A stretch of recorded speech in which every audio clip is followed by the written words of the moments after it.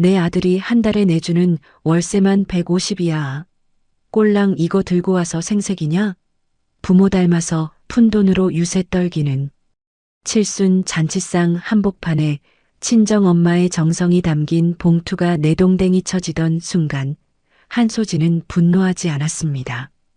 오히려 환하게 웃으며 식당 문을 나섰죠.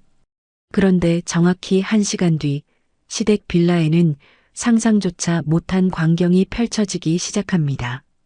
자랑하던 냉장고, 텔레비전, 안마의자가 줄줄이 끌려나가고 며느리를 식모 부리듯 했던 시어머니는 텅 빈 콘크리트 바닥에 주저앉아 오열하는데요. 며느리의 피땀을 푼돈이라 비웃었던 사람들, 과연 그 대가는 어떻게 돌아오게 될까요? 한소진의 조용하고 치밀한 반격, 오늘의 사연 시작하겠습니다. 안녕하세요. 저는 서울에 살고 있는 32살 한소진이라고 합니다.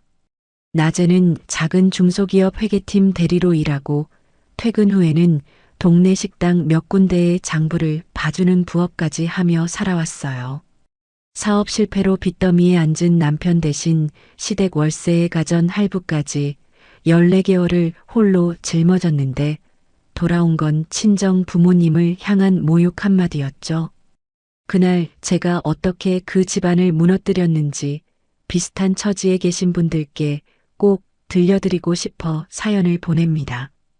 새벽 5시 30분 알람이 울리기도 전에 저는 눈을 떴습니다. 이불 속에서 손을 뻗어 휴대전화를 더듬어 잡고 화면을 켰죠.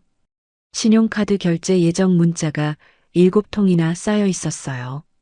가장 위에 떠 있는 숫자는 월세 150만 원. 그 아래로 가전 할부금, 보증금 대출 이자, 시댁 정수기 렌탈비가 줄지어 늘어서 있었습니다. 옆자리에서는 최우석이 입을 벌린 채 코를 골며 자고 있었죠. 저는 조용히 침대에서 빠져나와 화장실로 향했습니다. 거울 속에 제 얼굴은 누렇게 떠 있었고 눈 밑은 시퍼렇게 가라앉아 있었어요. 32살의 얼굴이라고 하기엔 너무 지쳐 보였습니다. 부엌으로 나가 전기포트에 물을 올리는데 안방 문이 열렸어요. 최우석이 머리를 극적이며 나왔습니다. 여보, 오늘 어머니가 김치 담그신다는데 들렀다가. 저는 컵에 인스턴트 커피를 털어 넣으며 대답했어요. 오늘 회사 결산이야. 야근해야 돼. 그래도 어머니가 며느리 좀 보자고 하시잖아.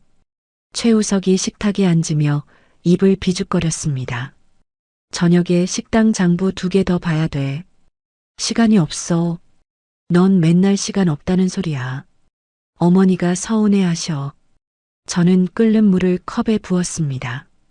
컵 안에서 김이 뿌옇게 올라왔죠.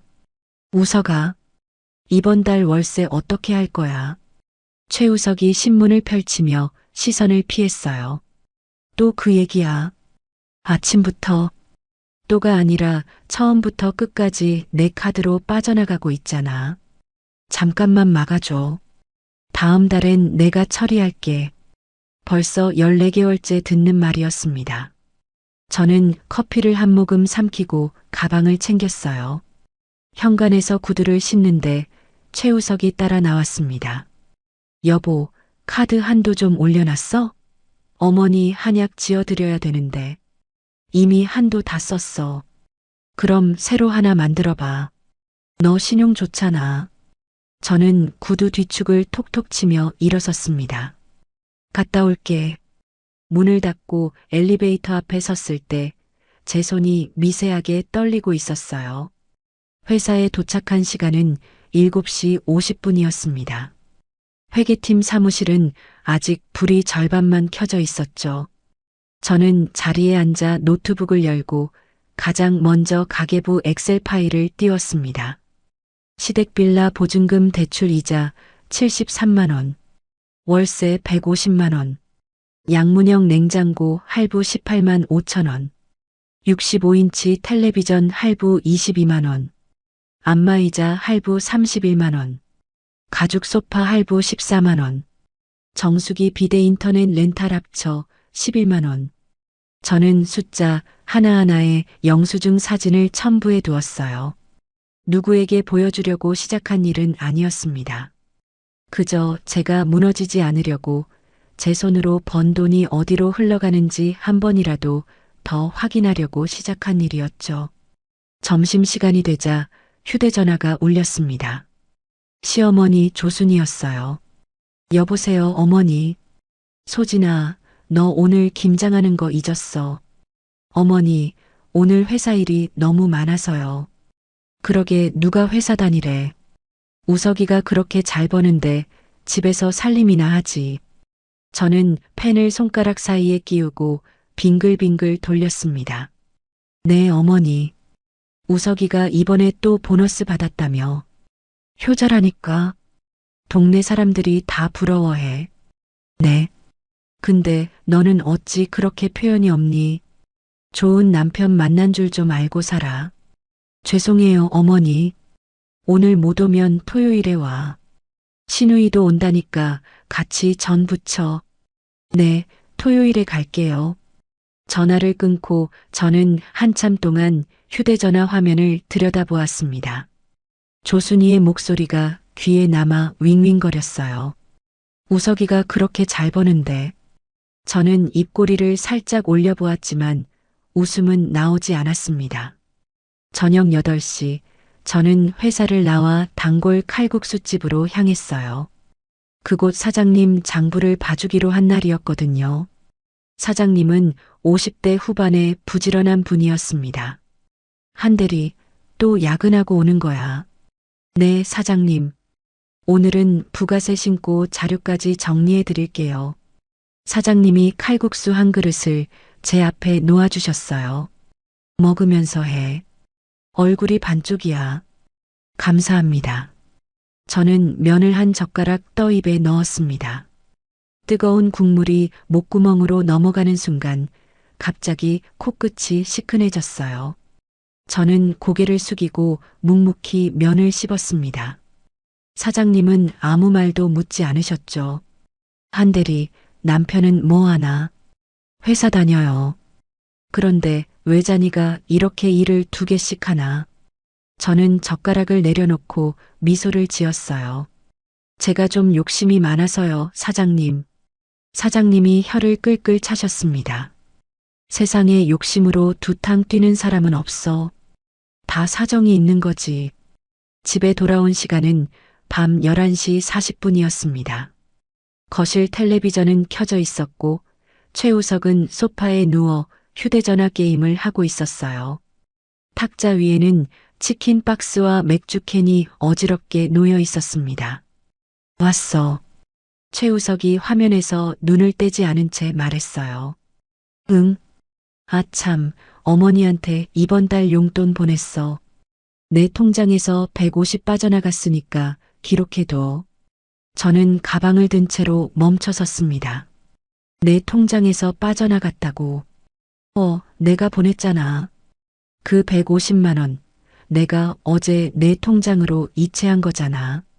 최우석이 그제야 휴대전화를 내려놓고 저를 쳐다봤어요. 여보, 그게 뭐가 중요해.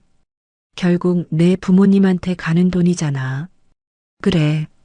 어머니가 동네에서 우리 아들이 효자라고 자랑하시는데 내가 그 입을 막을 수도 없고. 그치. 저는 안방으로 들어가 문을 닫았습니다. 가방을 침대 위에 내려놓고 옷도 갈아입지 못한 채 한참을 서 있었어요. 화장대 거울에 비친 제 모습이 낯설게 느껴졌습니다. 며칠 후 토요일 아침, 저는 시댁으로 향했어요. 빌라 현관문을 열자 고소한 기름 냄새가 풍겨나왔습니다. 거실에는 시누이 최영주가 다리를 꼬고 앉아 휴대전화를 들여다보고 있었죠.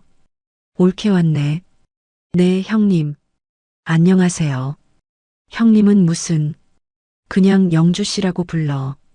최영주가 입꼬리만 살짝 올리며 말했어요. 저는 가방을 내려놓고 부엌으로 들어갔습니다. 조순이가 앞치마를 두르고 배추를 다듬고 있었어요. 어머니, 늦어서 죄송해요. 왔어. 손 씻고 마늘부터 까? 저는 싱크대 앞에 서서 마늘을 까기 시작했습니다. 손끝이 알싸하게 따가워졌죠. 거실에서 최영주의 목소리가 들려왔어요.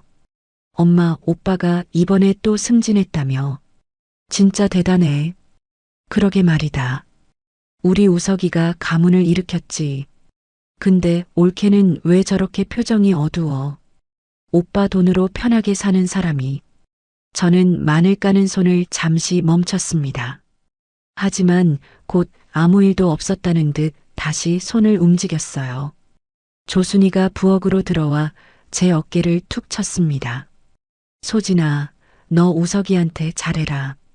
그런 남편 어디 가서도 못 만나. 네, 어머니. 우석이 양말도 좀 자주 빨아주고. 그저께 봤더니 발꿈치에 구멍 났더라. 네, 신경 쓸게요. 저는 마늘을 다 까고 도마 앞으로 가 칼을 들었어요. 일정한 박자로 마늘을 다지는데 머릿속에서는 다른 박자가 울리고 있었습니다. 이번 달 카드 결제일은 25일. 오늘은 18일. 앞으로 7일 안에 580만 원이 빠져나갈 예정이었어요. 제 월급은 다음 달 10일에 들어옵니다. 계산이 맞지 않았죠. 저는 칼을 도마 위에 가만히 내려놓았습니다. 거실에서 최영주의 웃음소리가 다시 들려왔어요. 엄마, 오빠한테 이번 어머니날에 가방 사달라고 해야겠다. 명품으로. 그래, 우석이가 누나한테는 안 사줘도 누이 동생한테는 잘하잖아. 저는 도마 옆에 놓인 행주를 집어들어 손에 묻은 마늘즙을 닦았습니다. 그리고 가방에서 작은 수첩과 펜을 꺼냈어요. 수첩 위에 오늘 날짜를 적고 그 아래에 짧게 한 줄을 더 적었죠. 시누이 명품 가방 언금. 시어머니 동조. 수첩을 다시 가방에 넣고 저는 부엌으로 돌아갔습니다. 배추 위에 양념을 펴바르는 조순이의 옆얼굴을 잠시 바라보았어요. 어머니, 양념 더 만들까요? 그래라. 오늘 백포기는 해야 되니까. 저는 고개를 끄덕이고 고춧가루통을 꺼냈습니다. 창밖으로 늦가을 햇살이 비스듬히 들어오고 있었어요. 그 햇살이 제 손등에 닿는 감각이 이상하게 또렷하게 느껴졌습니다. 11월의 첫째 주 토요일, 시어머니 조순이의 칠순날이 밝았어요. 저는 새벽 6시에 일어나 거울 앞에 앉았습니다. 3년 전에 산 회색 정장을 꺼내 입었죠. 소매 끝이 살짝 달아 있었지만 다림질을 곱게 해서 멀리서 보면 표가 나지 않았어요. 화장대 위에는 어제 예약해둔 한정식집 영수증이 놓여 있었습니다. 선결제 금액 320만 원.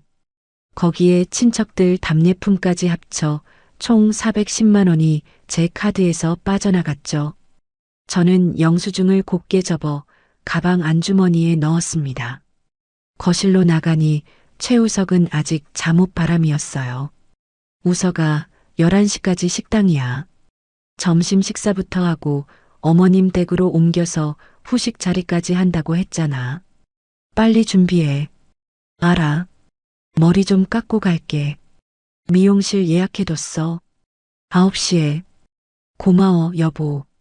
저는 식탁 위에 놓인 두툼한 봉투를 들었습니다. 어젯밤 친정엄마가 새벽 첫 차로 보낸 한우 세트가 거실 한쪽에 놓여 있었어요. 가격표는 떼어냈지만 어떤 부위인지 한눈에 봐도 좋은 물건이었습니다. 엄마가 반찬가게 일을 마치고 매일 밤 시장 정육점 앞을 지나며 골라두셨던 것이라고 했죠. 저는 한우 상자 위에 손을 한번 얹었다 뗐어요. 10시 40분 친정으로 전화를 걸었습니다. 엄마, 한우 잘 받았어. 너무 좋은 거 보냈더라. 부족하지 않니? 더 좋은 걸로 보낼 걸 그랬다. 아니야, 엄마. 충분해. 너무 좋아. 봉투에 50만 원 넣어뒀다. 사돈어른 칠순인데 빈손으로 보내기 그래서. 저는 휴대전화를 든 손에 힘을 주었어요. 엄마, 그 돈 어떻게 모은 거야? 엄마가 모은 돈이지. 신경 쓰지 마. 알았어, 엄마. 사돈 어른께 잘 말씀드려. 우리 딸 잘 봐주셔서 감사하다고. 응, 엄마. 잘 전해드릴게. 전화를 끊고 저는 봉투를 가만히 들여다보았습니다. 빳빳한 5만 원짜리 10장이 가지런히 들어 있었어요. 저는 가방에서 지갑을 꺼내 비상금으로 모아두었던 30만 원을 더 넣었습니다. 혹시라도 엄마의 정성이 가벼워 보일까 봐서요. 한정식 집에 도착한 시간은 10시 50분이었습니다. 한옥을 개조한 고급 식당이었어요. 입구에서 직원이 깍듯하게 인사하며 저를 안내했죠. 예약자 한소진님 맞으시죠? 안쪽 별실로 모시겠습니다. 별실에는 둥근 상이 2개 놓여 있었고 친척들이 이미 절반쯤 도착해 있었습니다. 조순이는 한복을 차려입고 상석에 앉아 있었어요. 한복은 지난주에 제가 결제해 드린 것이었습니다. 가격은 280만 원이었죠. 어머니, 생신 축하드려요. 조순이가 저를 한번 훑어보았습니다. 왔어. 우석이는 미용실 들렀다가 온대요. 바쁜 사람이 머리까지 신경 쓰고 오느라 늦는구나. 옆에 앉은 큰 고모가 맞장구를 쳤어요. 우석이가 회사에서 또 승진했다며. 자네 시집 잘 갔어. 네, 고모님. 저는 가방을 옆에 놓고 자리에 앉았습니다. 시누이 최영주가 별실로 들어오며 한복 자락을 손으로 쓸어 넘겼어요. 그 한복도 제 카드로 결제한 것이었죠. 엄마, 너무 예뻐. 진짜 사모님 같아. 호호 영주야. 너도 예쁘다. 11시 30분이 되어서야 최우석이 도착했습니다. 머리에 기름을 발라 넘기고 새 양복을 입고 있었어요. 그 양복도 제가 어제 백화점에서 가져온 것이었죠. 어머니, 죄송해요. 차가 막혀서. 우리 아들 왔구나. 어서 앉아. 최우석이 가장 안쪽 자리에 앉으며 친척들에게 고개를 숙였습니다. 저는 가방에서 한우 상자가 든 큰 쇼핑백을 꺼내 최우석에게 건넸어요. 우석아, 이거 우리 엄마가 보낸 거야. 어머니께 잘 전해드려. 알았어. 최우석이 쇼핑백을 받아들었습니다. 그런데 잠시 후 친척들 앞에서 그 쇼핑백을 자기 옆에 놓더니 어머니 앞에 직접 꺼내 놓았어요. 어머니, 이거 제가 백화점에서 특별히 골라온 거예요. 한우 1등급으로요. 저는 젓가락을 든 손이 멈췄습니다. 친척들이 박수를 쳤어요. 역시 우리 우석이가 효자야. 형수, 아들 잘 키우셨네. 조순이가 입꼬리를 한껏 올리며 한우 상자를 매만졌습니다. 우리 우석이가 이렇게 잘 챙긴다니까. 어찌나 효자인지. 저는 물컵을 들어 입을 축였어요. 입안이 바짝 말라 있었습니다. 최영주가 제 쪽을 흘끔 보더니 입을 가리고 웃었죠. 식사가 한참 진행되었습니다. 갈비찜과 전복죽, 잡채와 신선로가 차례로 나왔어요. 저는 음식을 거의 입에 대지 못했습니다. 시간이 흐를수록 가방 속 봉투의 무게가 무겁게 느껴졌어요. 식사가 거의 마무리되어 갈 무렵 조순이가 친척들을 둘러보며 입을 열었습니다. 식사들 다 하셨으면 우리 집으로 자리 옮깁시다. 며느리가 후식이랑 과일도 다 준비해뒀다니까. 차 한잔하면서 두런두런 이야기나 합시다. 큰 고모가 고개를 끄덕였어요. 그래, 식당에서 너무 길게 있으면 사람들이 불편하지. 집이 편하지. 조순이가 저를 슬쩍 돌아봤습니다. 소진아, 친척들 모시고 우리 집까지 안내 좀 해라. 봉투는 집에 가서 받을 테니까. 저는 자리에서 일어났어요. 그런데 무릎 위에 놓인 가방 안의 봉투가 자꾸 마음에 걸렸습니다. 이대로 차에 올라 빌라까지 가는 동안 친정엄마의 정성이 그저 짐짝처럼 가방 안에 흔들리는 것이 싫었어요. 저는 다시 자리에 천천히 앉았습니다. 어머니, 가시기 전에 한 가지만요. 뭐? 저희 친정엄마가 사돈어른 칠순 축하드린다고 보내신 거예요. 자리 옮기시기 전에 어머님 앞에서 직접 전해드리고 싶어서요. 저는 무릎을 살짝 굽히고 조순이 앞에 두 손으로 봉투를 공손하게 내밀었습니다. 어머님 건강하시라고 친정 부모님이 정성으로 챙기셨어요. 조순이가 봉투를 받아들었어요. 별실 안의 친척들 시선이 일제히 봉투로 모였습니다. 조순이는 봉투 끝을 손가락으로 잡아 안을 들여다봤어요. 한 번, 두 번 지폐를 세는 것 같았죠. 그러더니 갑자기 코로 짧게 바람을 내쉬었습니다. 이게 다야. 저는 무릎을 굽힌 자세 그대로 굳었어요. 어머니, 내가 잘못 본 줄 알았네. 한 번 더 세볼까? 조순이가 봉투를 식탁 한가운데로 툭 던졌습니다. 봉투가 음식 접시 사이에 떨어지면서 지폐 끄트머리가 살짝 비어져 나왔어요. 친척들이 침을 삼키는 소리가 들렸습니다. 내 아들이 한 달에 내주는 월세만 150이야. 150? 조순이가 식탁을 손바닥으로 가볍게 짚으며 말했어요. 근데 사돈댁에서 칠순이라고 꼴랑 이거 들고 와서 생색이야. 저는 입술을 안으로 살짝 깨물었습니다. 어머니, 저희 엄마가 정성으로. 정성은 무슨. 부모 닮아서 푼돈으로 유세 떨기는. 조순이가 입꼬리를 비틀며 짧게 웃었어요. 최영주가 옆에서 입을 가리고 어깨를 들썩였습니다. 엄마, 그러게. 시장 바닥에서 평생 사신 분들이 뭘 알겠어. 50만 원이면 큰 돈인 줄 아시지. 큰 고모가 헛기침을 했어요. 애 듣는데 그런 말을. 고모님, 가만히 계세요. 사실을 말한 건데요, 뭘. 조순이가 큰 고모를 향해 손을 내저었습니다. 저는 천천히 고개를 들어 최우석을 쳐다봤어요. 최우석은 제 시선을 피해 천장을 올려다보더니 헛기침을 했죠. 어머니, 그만하세요.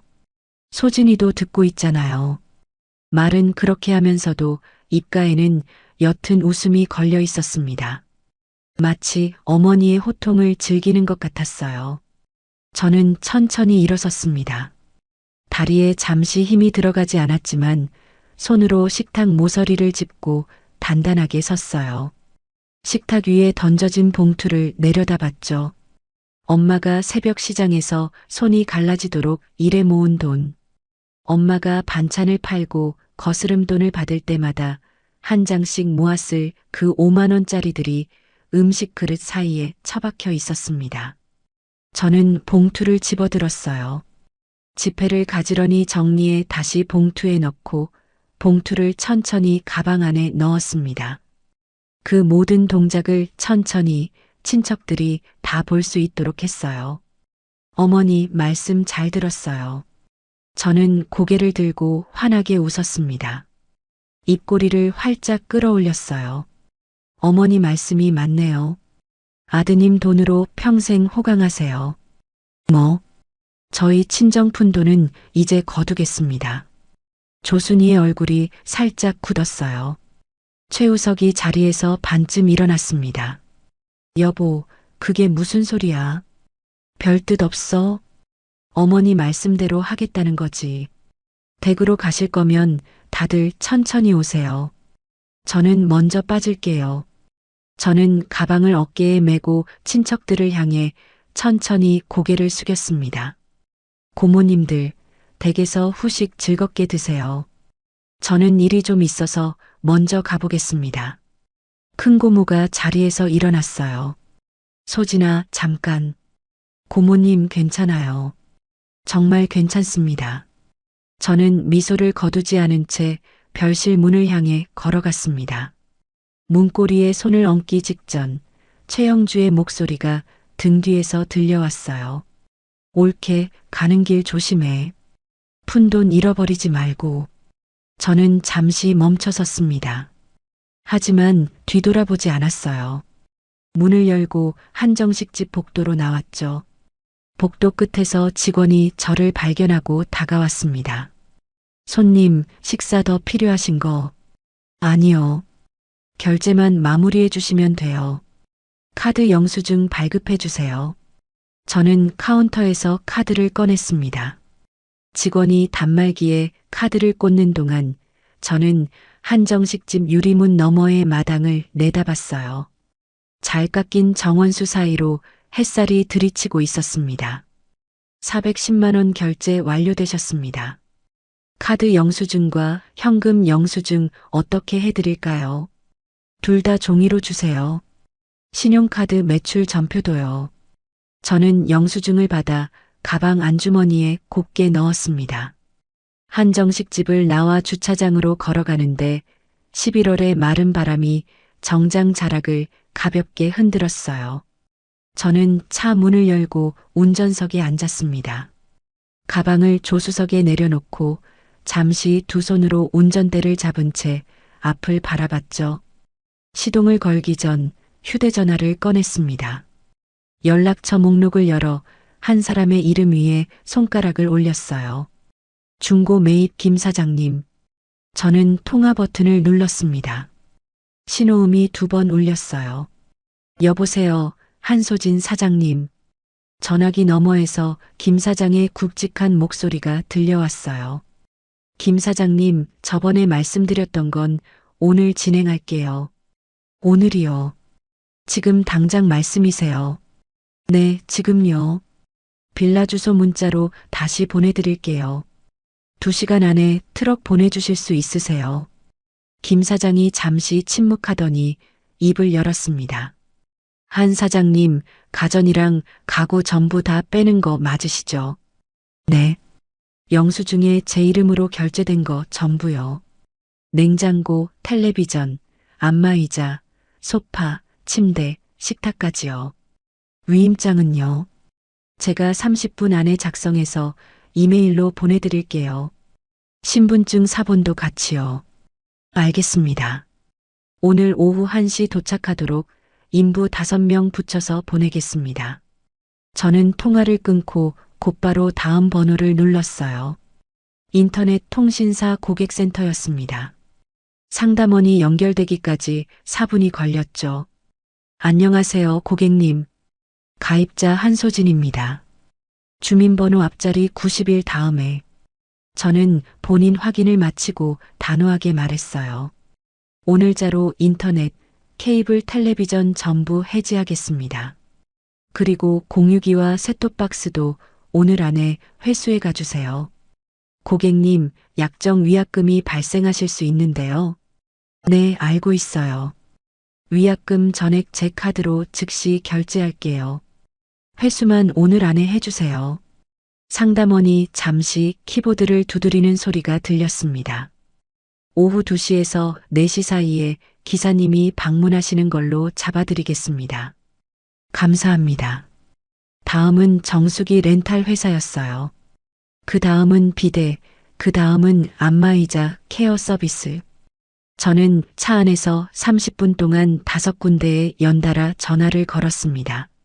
모든 통화에서 같은 말을 반복했죠. 오늘 회수해 주세요. 위약금은 즉시 결제하겠습니다. 가장 중요한 통화가 남아 있었어요. 빌라 집주인의 번호를 눌렀습니다. 3번의 신호 끝에 집주인이 받았어요. 네, 한소진 씨. 무슨 일이세요? 사장님, 갑자기 죄송한데요. 오늘부로 그 빌라 계약 파기하고 싶습니다. 집주인이 잠시 말이 없었습니다. 갑자기 그게 무슨 말씀이세요? 이번 달까지의 월세는 오늘 안에 송금해 드릴게요. 다음 달부터는 못 냅니다. 보증금에서 위약금 차감하시고 남은 돈만 제 통장으로 돌려주시면 됩니다. 한소진 씨, 지금 어머님이랑 남편분이 거기 사시잖아요. 저는 입술을 한번 깨물고 입을 열었어요. 사장님, 부탁이 있어요. 지금 그 집으로 직접 가주실 수 있으세요? 지금요? 네. 지금 가셔서 시어머님과 남편한테 직접 말씀해 주세요. 계약자가 방을 뺀다고 했으니까 이번 달 안에 짐 정리하라고요. 제가 가서 말하면 또 매달릴 게 뻔해서요. 집주인이 한참을 망설이다가 한숨을 내쉬었습니다. 알겠습니다. 1시간 안에 가보겠습니다. 근데 한소진 씨, 정말 괜찮으시겠어요? 네, 사장님. 그동안 잘해주셔서 감사했어요. 전화를 끊고 저는 잠시 운전대에 이마를 갖다 댔어요. 한번 길게 숨을 내쉬었습니다. 그리고 다시 휴대전화를 들었죠. 이번에는 은행 앱을 열었어요. 자동이체 목록이 화면에 떴습니다. 최우석 신용카드 대금 자동이체, 최우석 마이너스 통장이자 자동이체, 최우석 캐피탈 대출 자동이체, 그리고 시댁 관리비, 시댁 도시가스, 시댁 전기료. 저는 하나씩 해지 버튼을 눌렀어요. 손가락이 떨리지 않았습니다. 가족카드 메뉴로 들어가 최우석 명의의 보조카드 한도를 0원으로 변경했어요. 체크 표시가 화면에 떴습니다. 모든 작업을 마치는데 25분이 걸렸어요. 저는 차에서 내려 길 건너 작은 카페로 향했습니다.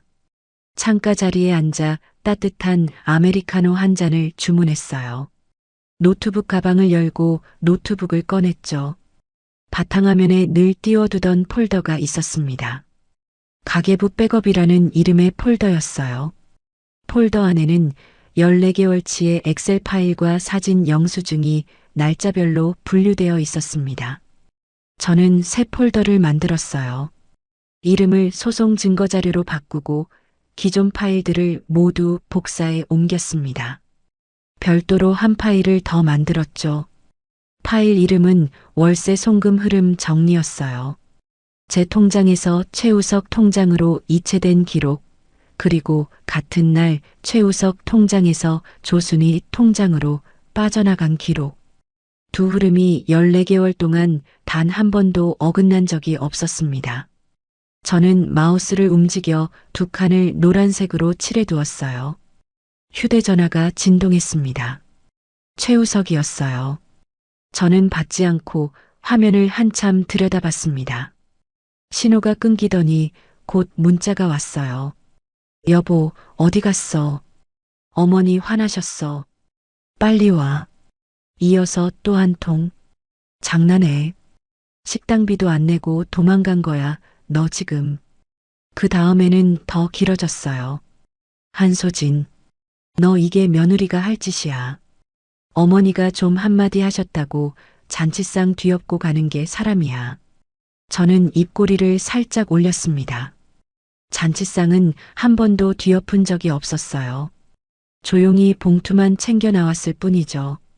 저는 설정 메뉴로 들어가 최우석의 번호를 차단했습니다. 조순희의 번호와 최영주의 번호도 차례로 차단했어요. 손가락이 가볍게 움직였습니다. 커피가 식어갈 무렵 휴대전화 화면 위쪽에 알림이 떴어요. 중고 매입 김 사장의 문자였습니다. 사장님, 트럭 2대 빌라 앞에 도착했습니다. 진입 시작합니다. 저는 답장을 보냈어요. 네, 사장님. 영수증에 적힌 품목만 빼주세요. 어머님 옷가지나 사진 같은 개인 물건은 절대 손대지 마시고요. 알겠습니다. 작업 끝나면 사진으로 보고 드리겠습니다. 저는 노트북 화면을 다시 들여다봤습니다. 이혼 소장 양식이 열려 있었어요. 며칠 전 변호사 사무실에서 미리 받아둔 파일이었죠. 원고 이름칸에 한소진이라고 적었습니다. 피고 이름칸에 최우석이라고 적었어요.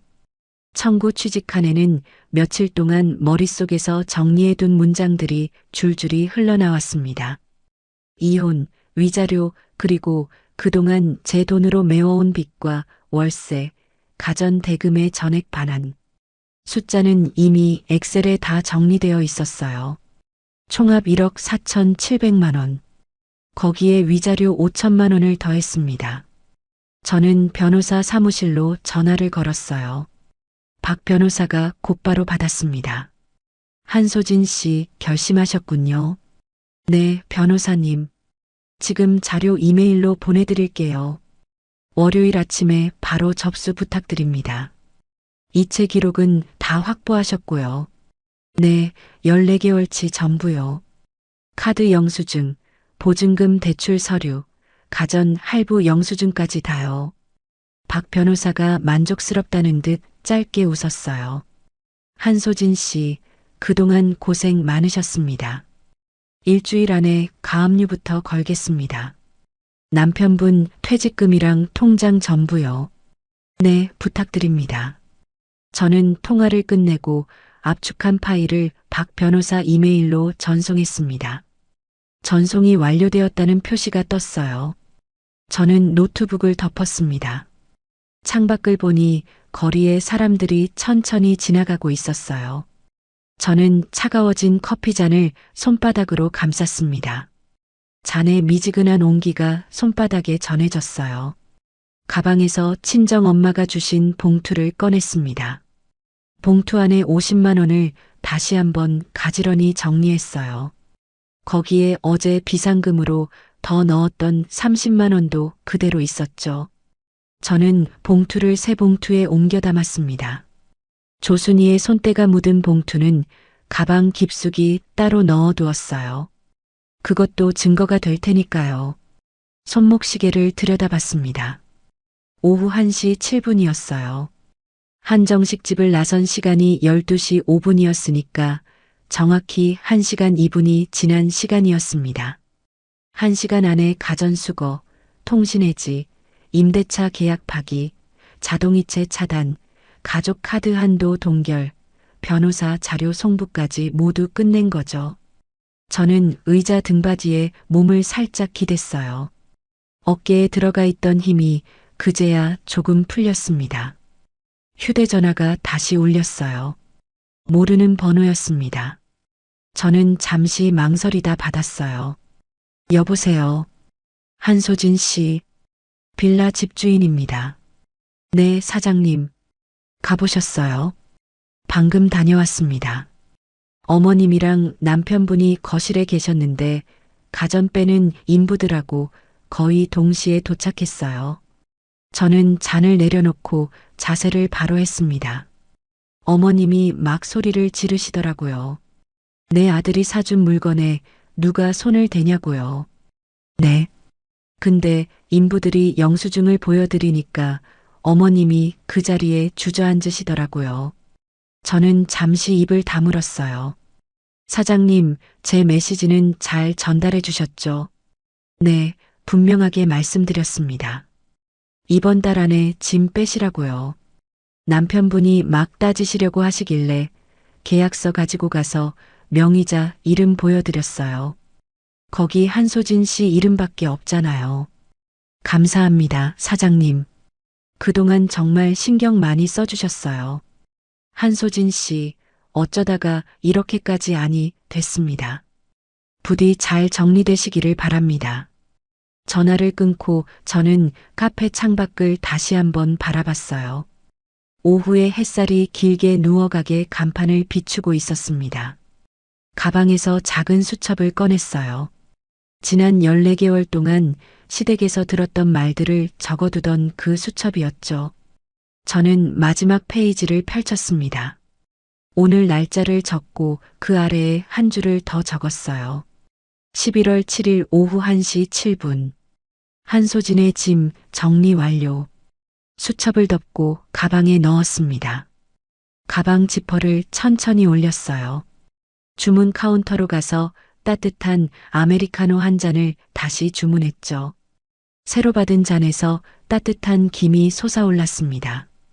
저는 잔을 들고 자리로 돌아와 한 모금을 천천히 삼켰어요. 14개월 만에 처음으로 마셔보는 따뜻한 커피의 맛이었습니다.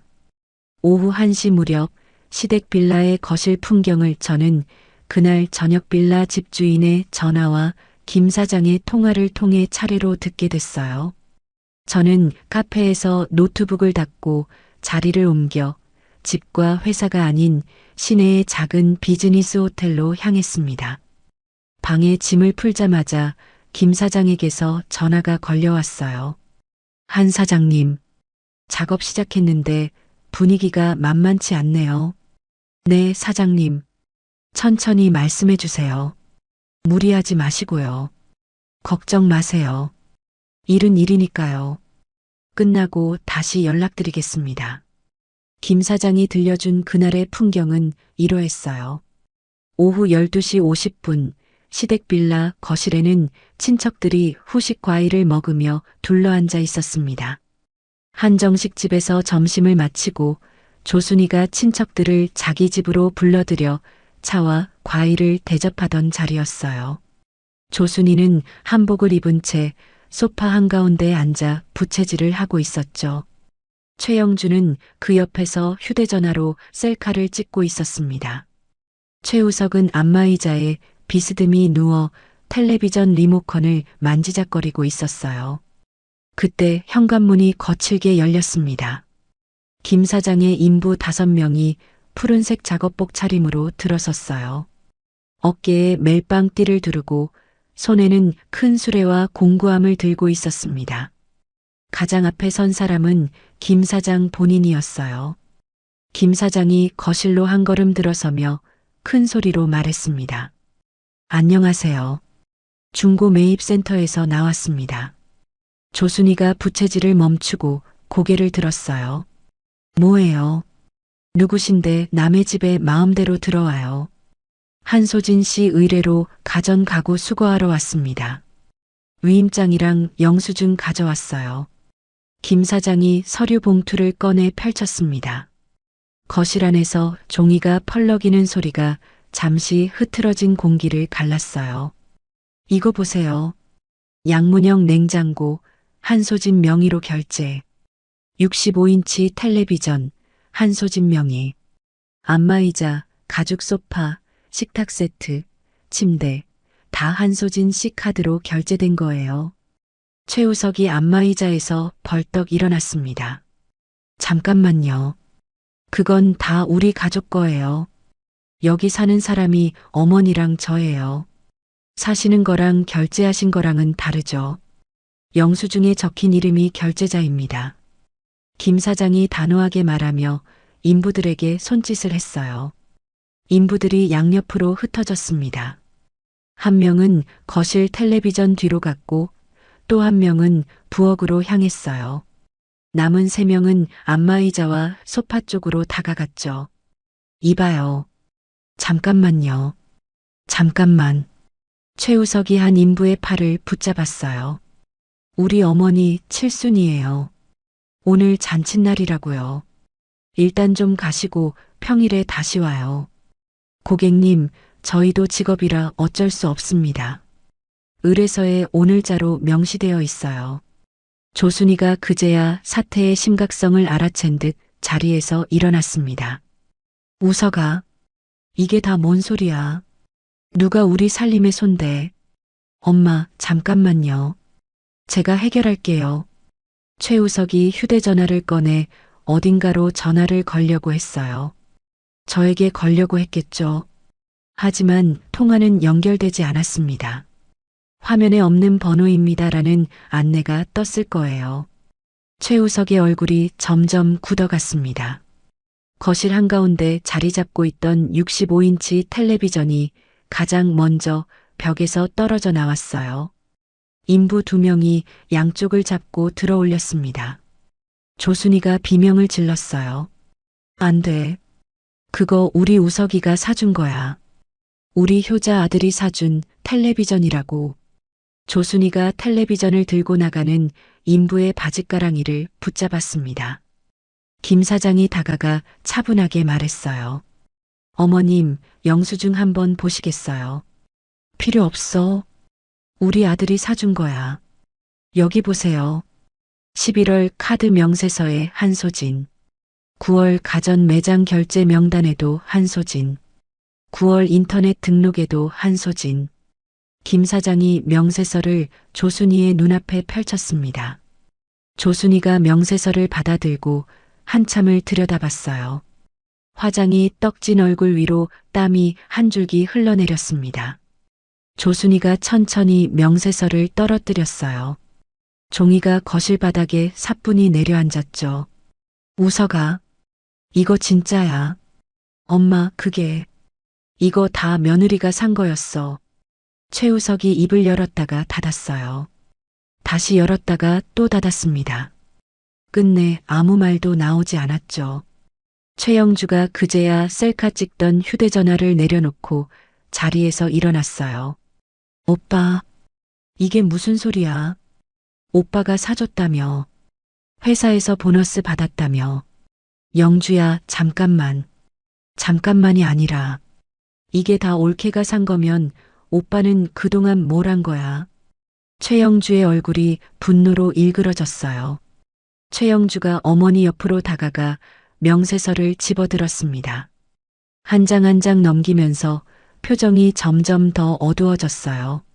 그러는 사이에도 인부들은 거침없이 일을 진행했습니다. 양문형 냉장고에 전원 코드가 뽑혔어요. 냉동실 안의 음식들이 큰 아이스박스로 옮겨졌죠. 인부 2명이 냉장고를 양쪽에서 들고 현관 쪽으로 옮기기 시작했습니다. 조순이가 그제야 정신을 차린 듯 비틀거리며 일어섰어요. 안 돼. 동네 사람들이 봐. 동네 사람들이 본단 말이야. 어머님, 어쩔 수 없습니다. 비키세요. 이게 어떻게 동네에 알려지면. 내가 동네방네 우리 아들이 사줬다고 자랑하고 다녔는데. 조순이가 거실 바닥에 풀썩 주저앉았습니다. 한복 치마가 펼쳐지면서 바닥에 둥글게 깔렸어요. 친척 2명이 어색하게 거실 한쪽 구석에 서 있다가 조용히 신발을 신고 빠져나갔습니다. 큰 고모가 마지막으로 현관을 나가면서 한마디 남겼어요.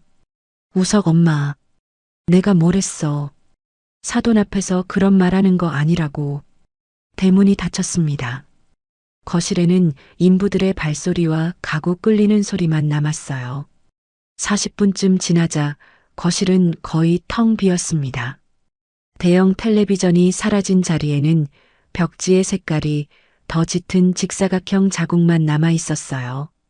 가죽 소파가 빠져나간 자리에는 먼지 덩어리와 동전 몇 개가 굴러다녔습니다.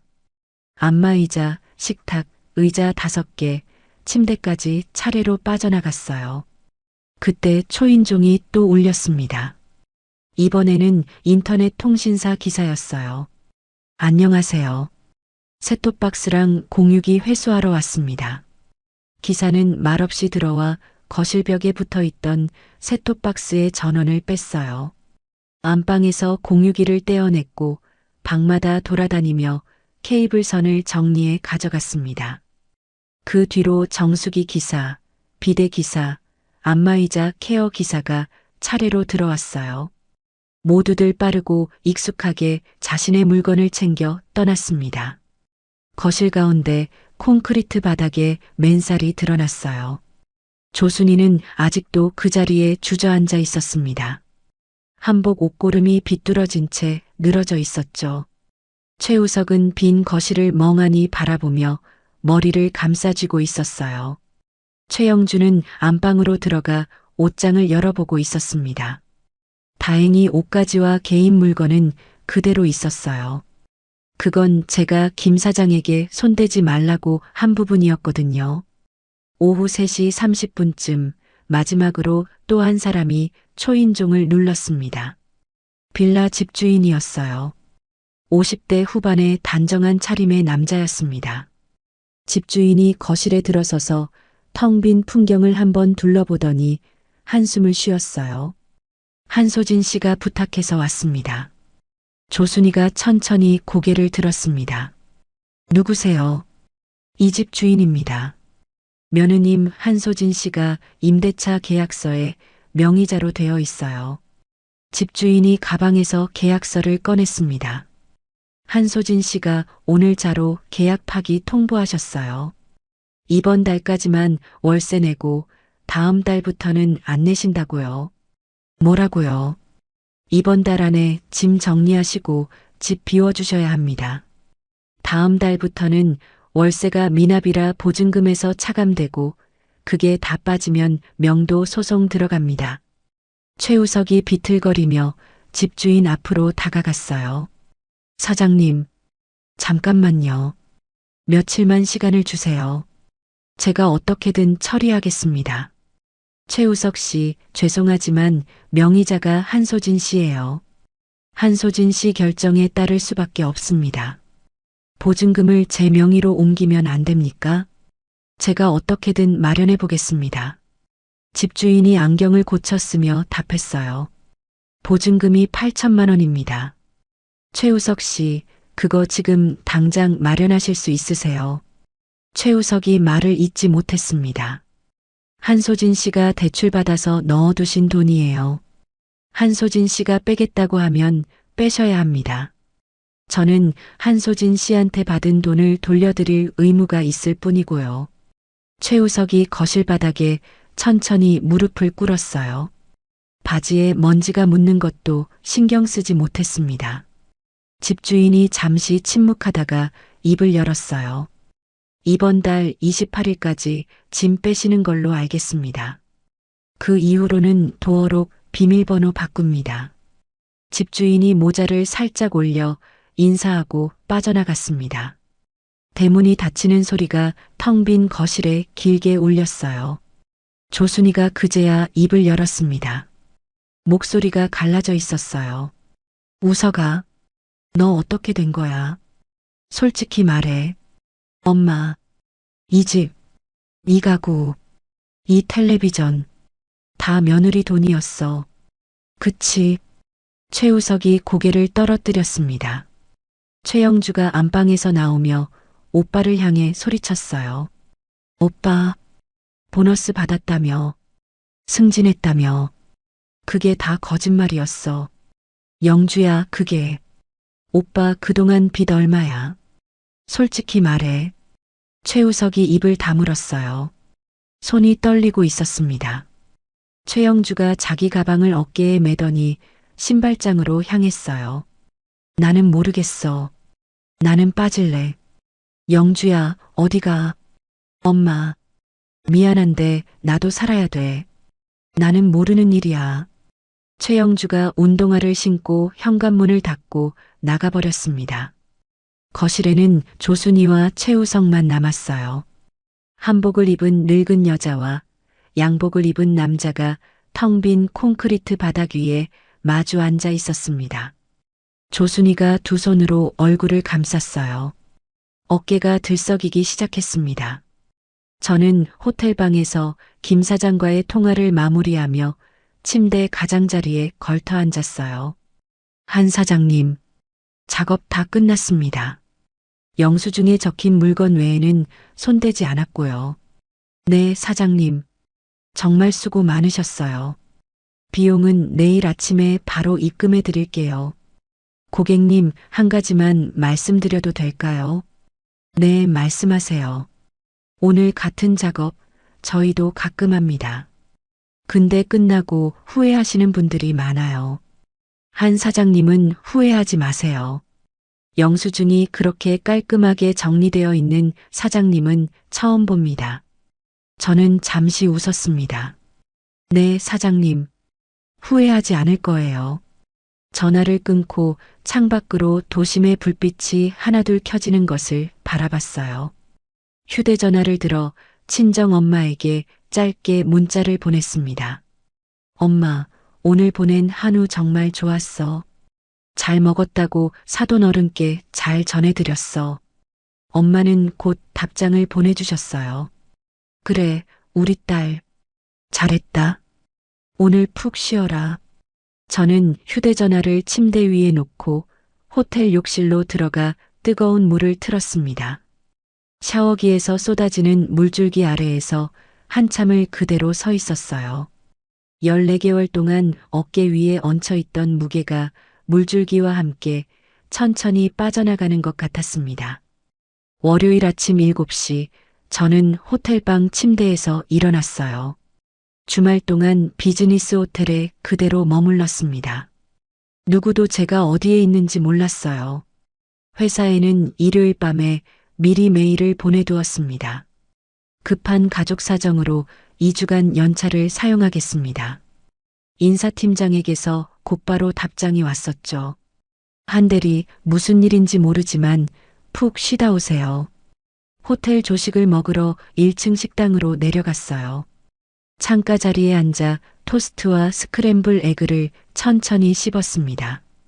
14개월 만에 처음으로 누구의 끼니도 챙기지 않은 아침이었어요. 가방 안에 휴대전화가 자꾸 진동했지만 저는 식사가 끝날 때까지 꺼내보지 않았습니다. 같은 시각 최우석에게는 또 다른 아침이 시작되고 있었어요. 저는 그 풍경을 나중에 박 변호사를 통해 그리고 회사 동료의 입을 통해 듣게 됐죠. 최우석이 평소처럼 7시 30분에 양복을 입고 시댁 빌라에서 나왔다고 해요.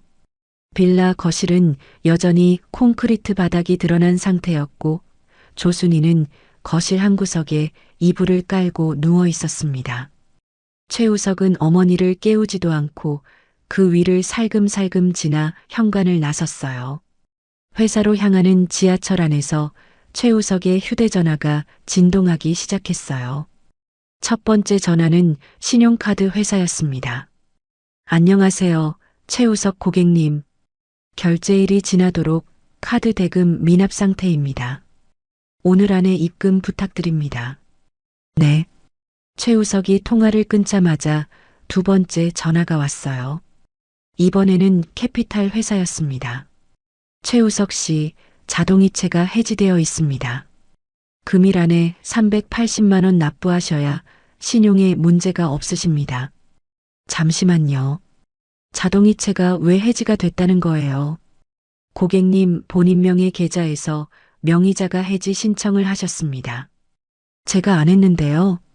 한소진 씨가 가족 동의로 등록되어 있던 계좌예요. 한소진 씨 쪽에서 출금 동의를 철회하신 것으로 보입니다. 최우석이 지하철 손잡이를 꽉 잡았다고 합니다. 세 번째 전화가 곧바로 울렸어요. 제2금융권 대부 업체였죠.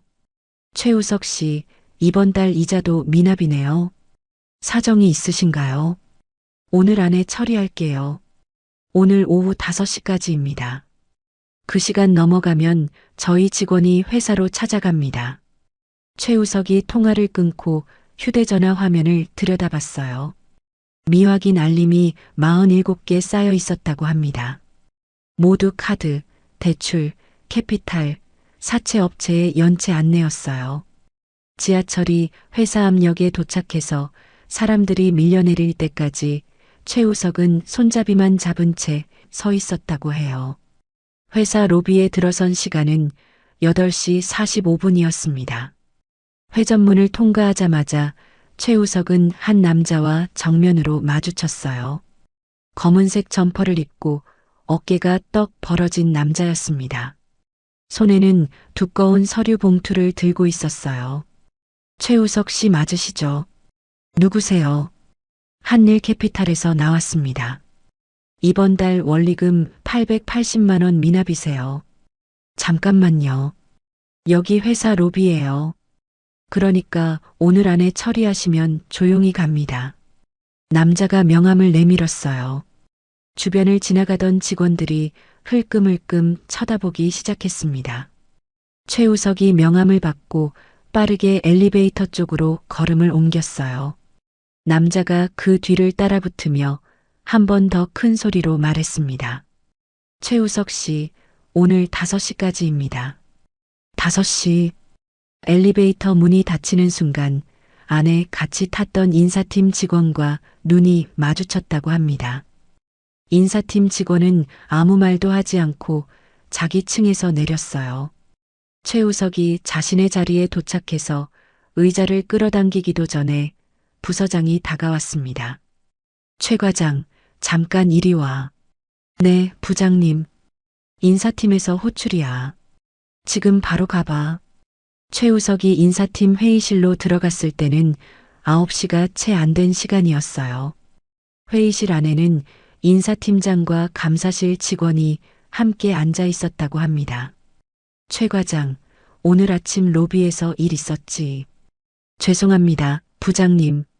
개인 채무 관련해서 회사까지 사람이 찾아오면 곤란해. 그것도 한두 번이 아니라는 이야기를 들었어. 지난주에도 보안실로 전화가 왔었다고 하던데. 최우석이 고개를 숙였어요. 오늘부로 대기 발령 처리할 테니까 자리 정리하고 집에서 연락 기다려. 징계위원회 일정 잡히면 통보할 거야. 부장님, 한 번만 기회를. 최 과장, 이게 한 번이 아니잖아. 부장이 손에 든 서류를 책상 위로 던졌어요.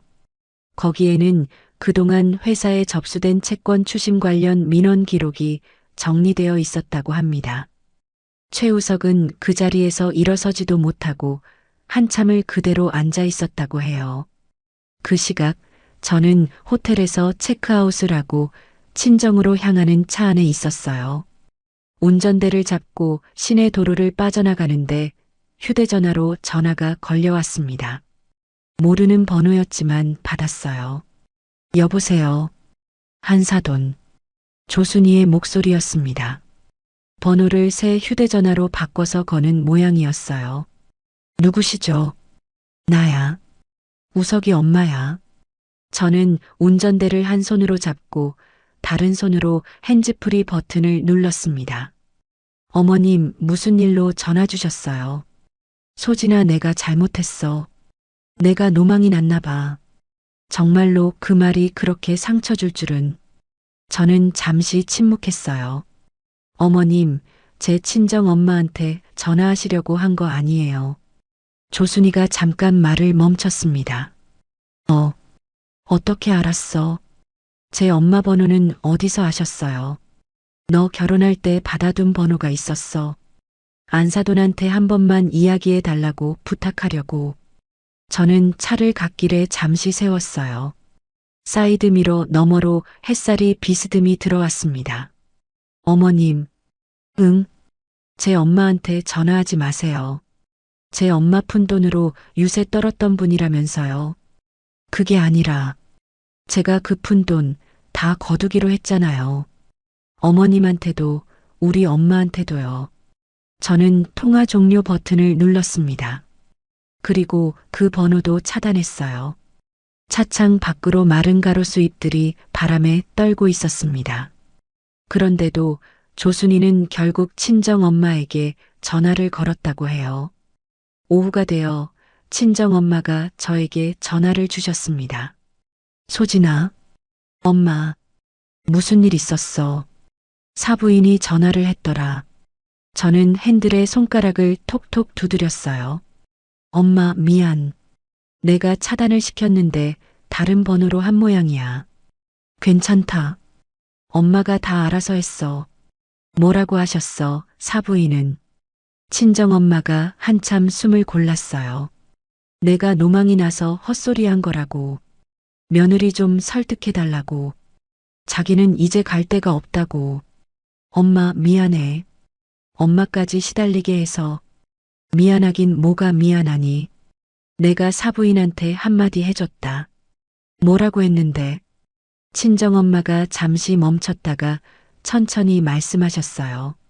내가 그랬다. 사부인. 푼돈으로 유세 떠는 무식한 집안이라 사돈어른 거둘 능력이 없네요. 저는 입가에 미소가 번지는 걸 느꼈어요. 엄마가 그렇게 말했어. 그래. 그러고 끊었다. 우리 딸한테 못된 짓 한 사람한테 내가 좋은 말 해줄 이유가 없잖니.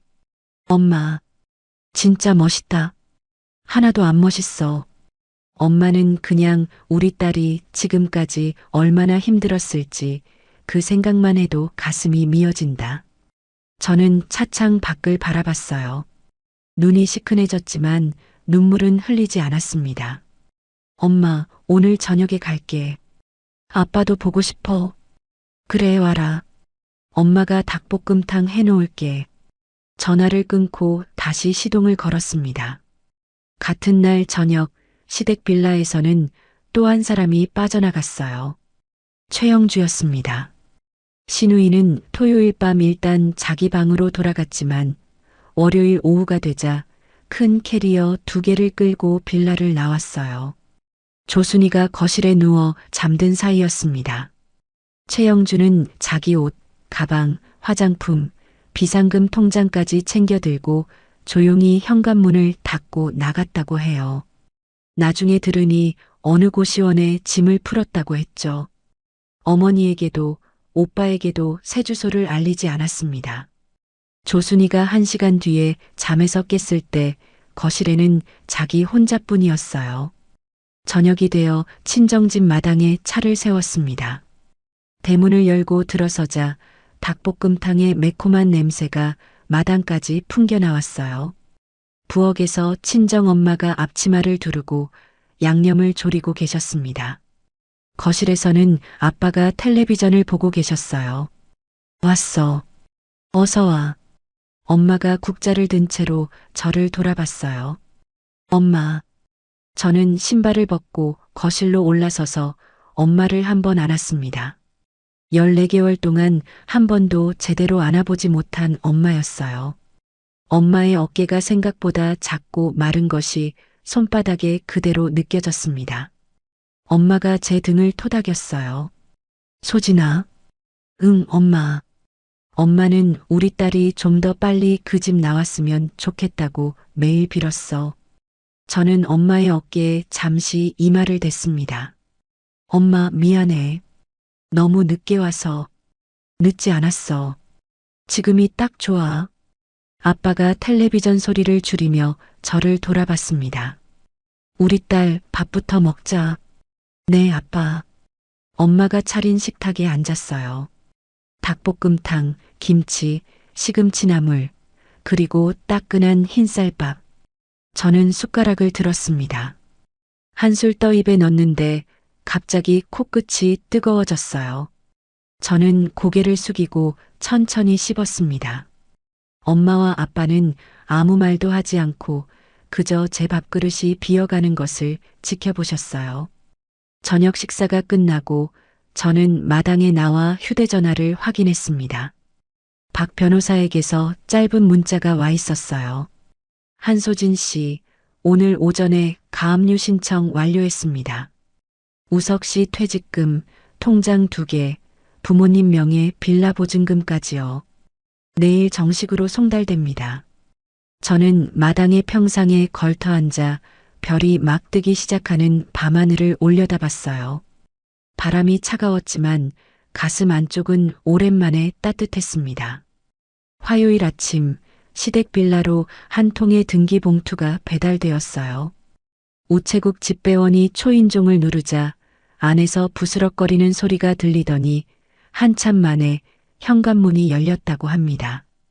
파자마 차림의 최우석이 부스스한 머리로 나왔어요. 눈은 충혈되어 있었고 입가에는 사흘은 깎지 않은 수염이 거뭇거뭇 자라 있었습니다. 최우석 씨 본인 맞으시죠? 내용 증명 받으십시오. 집배원이 두툼한 봉투를 내밀었어요. 최우석이 떨리는 손으로 도장을 찍었습니다. 봉투의 무게가 만만치 않았어요. 손바닥에 묵직하게 얹히는 종이의 두께를 느끼며 최우석은 한참을 현관에 그대로 서 있었다고 해요. 거실에서 조순이가 이불 위에 앉아 있었어요. 빌라 안은 사흘 사이에 사람 사는 곳이라기보다 짐짝 보관소처럼 변해 있었습니다. 바닥에는 박스가 듬성듬성 쌓여 있었고 라면 봉지와 컵라면 용기가 한쪽 구석에 쌓여 있었어요. 조순이가 봉투를 든 아들을 멍하니 올려다봤습니다. 뭐냐 그게. 엄마. 이거. 최우석이 봉투를 거실 바닥에 앉아 천천히 뜯었어요. 안에서 두꺼운 서류 뭉치가 나왔습니다. 첫 장에 굵은 글씨로 박힌 문구가 보였어요. 이혼 소장. 그 아래에는 부당이득 반환 및 위자료 청구의 소라고 적혀 있었습니다.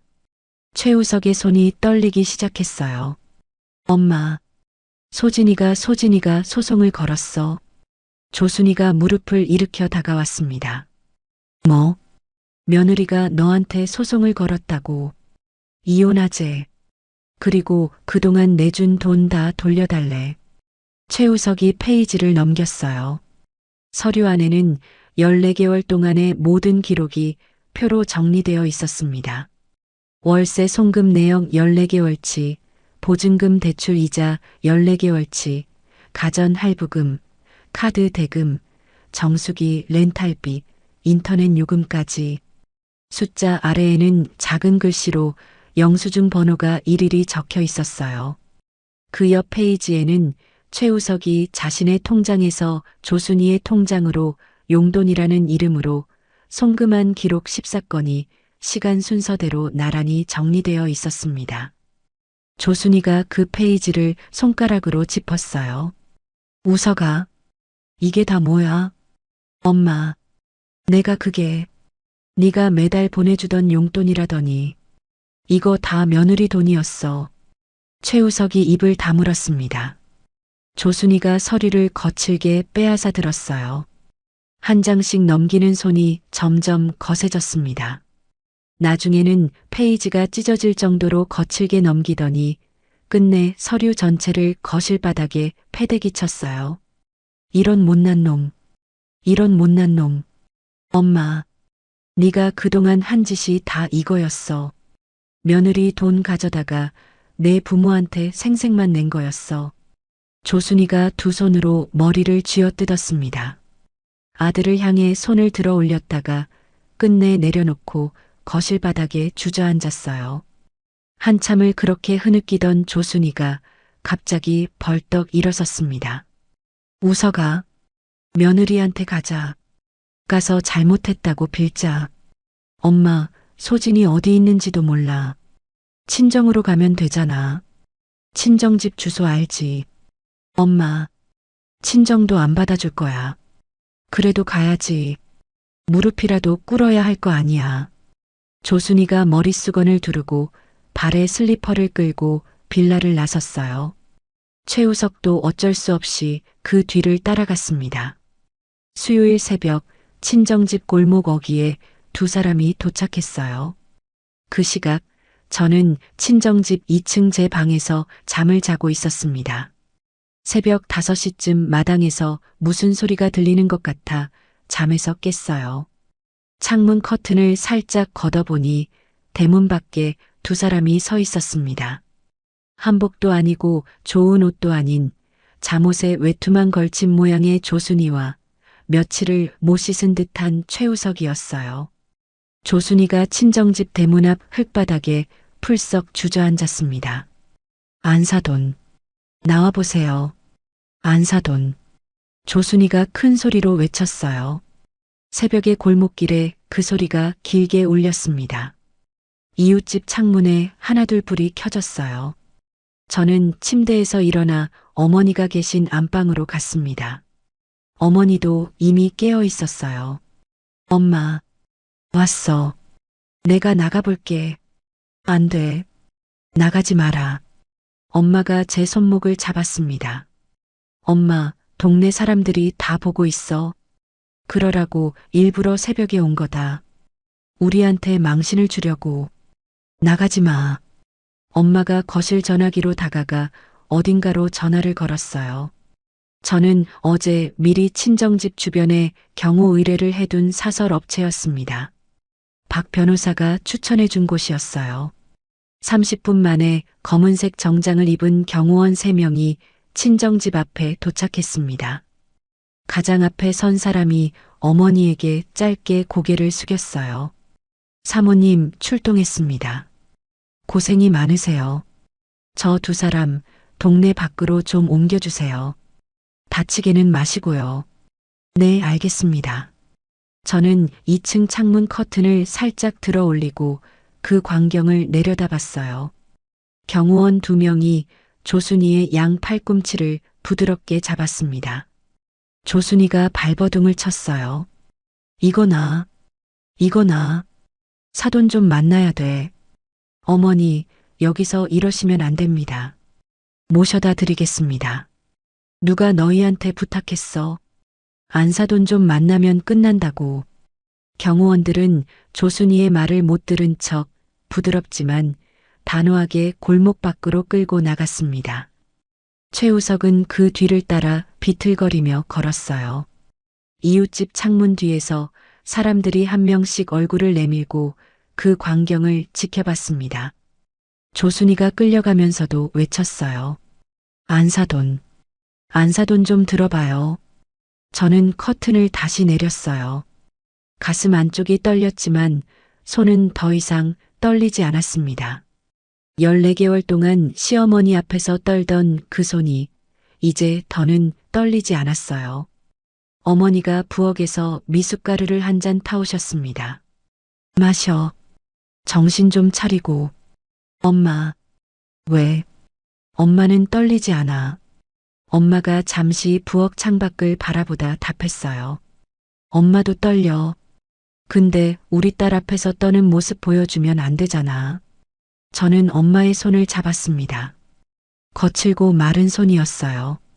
며칠 후 박 변호사 사무실에서 한 통의 전화가 왔습니다. 한소진 씨, 우석 씨 변호사 쪽에서 합의안을 보내왔어요. 어떤 내용인가요? 위자료의 절반을 감액해주면 이혼에는 순순히 응하겠다는 내용입니다. 그리고 부당이득 반환금은 분할로 갚게 해달라고요.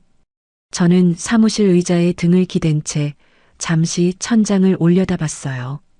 변호사님, 네. 단돈 1원도 깎아주지 마세요. 확실하신 거죠? 네. 그리고 우석이 퇴직금 가압류 그대로 진행해 주세요. 박 변호사가 짧게 웃었습니다. 한소진 씨, 보통 의뢰인들은 이쯤에서 한번 흔들리시는데요. 저는 안 흔들립니다, 변호사님. 알겠습니다. 그렇게 진행하겠습니다. 전화를 끊고 저는 사무실 창밖을 바라봤어요. 박 변호사 사무실은 시내 한복판 빌딩 8층에 있었습니다. 창밖으로 보이는 도로 위에서 차들이 천천히 흘러가고 있었어요. 그 무렵 최우석은 외제차를 처분했다고 들었습니다. 3년 전 자랑하느라 무리해서 할부로 산 차였어요. 중고차 시장에 내놓자 원래 가격의 절반도 받지 못했다고 합니다. 그 돈으로 사채 이자만 겨우 막았어요. 원금은 손도 대지 못한 채였습니다. 집주인이 약속한 28일이 다가왔어요. 조순이는 이삿짐을 쌀 돈도 없었습니다. 가전제품은 이미 다 빠졌고 옷가지와 이불 그리고 작은 부엌 살림만 남아 있었어요. 조순이는 동네 친척들에게 한 명씩 전화를 돌렸지만 아무도 그 짐을 받아주겠다는 사람이 없었습니다. 칠순 잔치에서 조순이가 며느리에게 했던 말이 친척들 사이에 이미 다 퍼져 있었기 때문이에요. 28일 오후 3시 집주인이 약속대로 열쇠 수리공을 데리고 빌라에 도착했습니다. 조순이가 거실에서 옷가지가 든 보따리를 끌어안고 앉아 있었어요. 최우석은 이미 어디론가 빠져나간 뒤였습니다. 어머님, 약속하신 날이에요. 알아요. 옷가지하고 개인 물건만 챙기시고 나머지는 저희가 처리하겠습니다. 도어록 비밀번호 지금 바꿉니다. 조순이가 보따리를 들고 비틀거리며 일어났어요. 신발장에서 자기 운동화를 꺼내 신었습니다. 운동화 끈을 묶는 손이 자꾸 미끄러졌어요. 30분쯤 걸려 신발을 다 신고 빌라를 나섰습니다. 대문이 닫히고 열쇠 수리공이 새 도어록을 설치하는 소리가 안에서 들렸어요. 조순이는 동네 입구의 24시간 찜질방으로 향했습니다. 그 안에서 첫날 밤을 보냈어요. 같은 날 저녁 저는 박 변호사와 함께 첫 변론 기일을 준비하고 있었습니다. 변호사 사무실 회의실에 자료를 펼쳐놓고 박 변호사가 한 장씩 짚어가며 설명했어요. 한소진 씨, 이쪽 자료가 핵심입니다.